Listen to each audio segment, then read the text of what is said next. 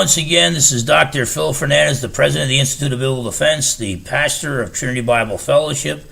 I also teach Bible and philosophy at Shepherd's Bible College and Crosspoint Academy, and was just recently appointed the director of the Master of Arts in Christian Apologetics program for Veritas International Seminary. So some really good schools. You might want to look into them.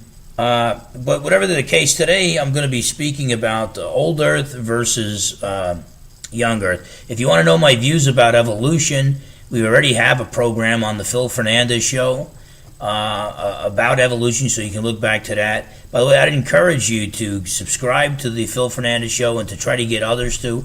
Brand new station, we're trying to get off the ground, brand new channel. And but today I want to talk about old Earth versus young Earth. So this is old Earth creationism versus young Earth creationism. And I personally believe that I just don't have enough confidence in modern science to reject and dismiss the young Earth creationist position,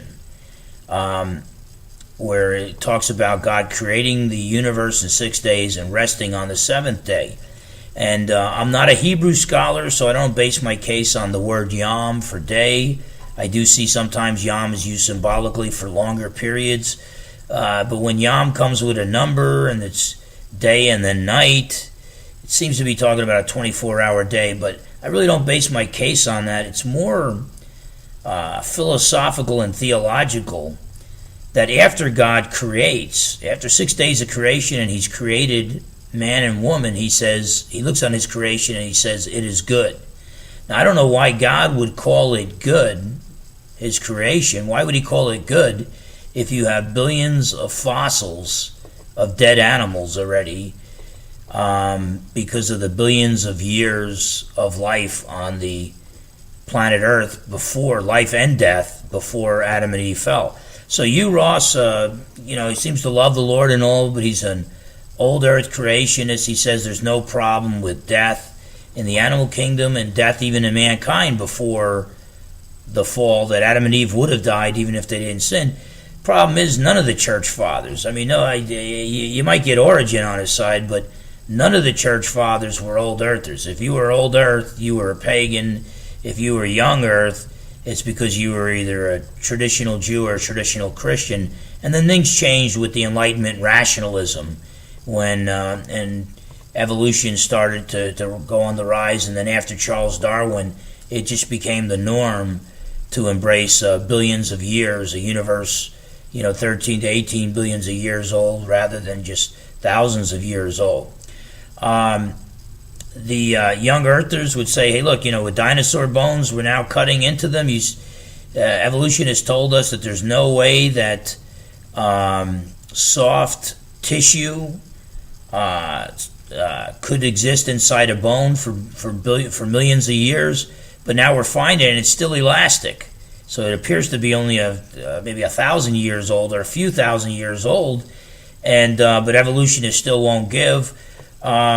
You've got the movement of the moon with the Earth, that you go back a million years, and the moon would be touching the Earth or something along those lines. You've got the Earth's magnetic field. 20,000 years ago, there would be no possibility of life on the Earth. It would have been too strong. The list goes on and on. You got Barry Satterfield has some interesting ideas. He believes the speed of light is slowing down, and if you go back about 6,000 years, it would reach what we would classify as infinite speed, and that would mark the beginning of the universe. Russell Humphrey's a young Earth creationist and an astrophysicist. I think he's come up with two different models for the universe. His most popular one is the sun, the moon, and the stars were created on the fourth day in a white hole, and then the white hole releases what's in there rather than a black hole where everything dies within it.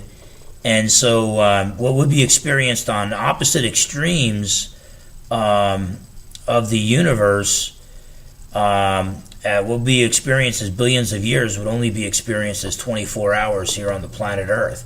And you would rescue the 24-day creation. And now, and that's dealing with it's his work, Russell Humphrey's Starlight in Time, because probably the strongest argument for an old universe is that at the present speed of light, it would take billions of years for the light to reach the planet Earth, and this is light that has already reached the planet Earth from certain stars. And the work of Russell Humphreys would explain that, and Barry Satterfield would explain that.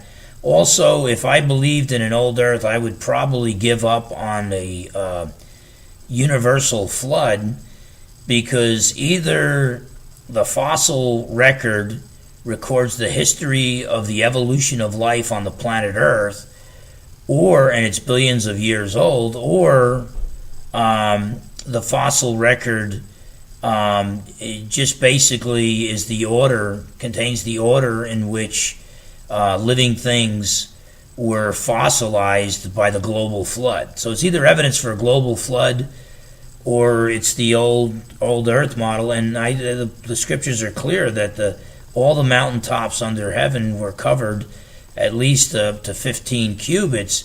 So if you have every bit of land covered on the planet Earth, you've got a global flood. And by the way, the idea that the fossil record is evidence of the global flood, that's also confirmed by fossils of deep sea creatures found on the highest mountain ranges all throughout the world. So the whole Earth was submerged underwater, at least at one time. Now you could come up with a lot of local catastrophes, but those are hard to explain. And then the fossil record is not always in the right order. And if it takes millions of years to be solidified, to be formed, I should say, then it seems that there's really no logical scientific way to explain the exceptions to the rule. But there are so many exceptions to the rule where it's not in the proper order. Upheavals in the Earth's crust, if it was formed very rapidly, global floods, by the way, are probably the most likely way to cause fossilization, because something has to be buried immediately before it decays. And so I think the evidence for a global flood is strong, and that just furthers my belief in a young Earth, and that when God said it was good after creation, it's because there was no death on the planet Earth at that point, no physical death whatsoever. So that's why I'm a young Earther. Most of my colleagues are old Earthers. God bless them.